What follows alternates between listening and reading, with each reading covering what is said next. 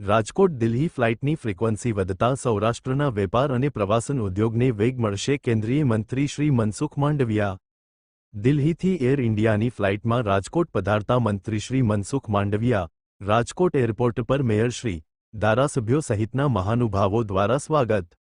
રાજકોટને આજથી દિલ્હીની સવારે અને સાંજે 2 નવી એર કનેક્ટિવિટી મળતા રોજ 4 ફ્લાઇટ ઉડાન ભરશે. કેન્દ્રીય શ્રમ અને રોજગાર મંત્રી શ્રી મનસુખ માંડવિયા આજથી રાજકોટ દિલ્હી વચ્ચે શરૂ થયેલી નવી ફ્લાઇટમાં યાત્રા કરી રાજકોટ ઇન્ટરનેશનલ એરપોર્ટ પર આવી પહોંચતા મેયર શ્રી નયનાબેન પેડડિયા, ધારાસભ્ય શ્રી રમેશભાઈ ટીલાળા સહિતના મહાનુભાવોએ પુષ્પગુચ્છ આપી મંત્રીશ્રીનું સ્વાગત કર્યું હતું.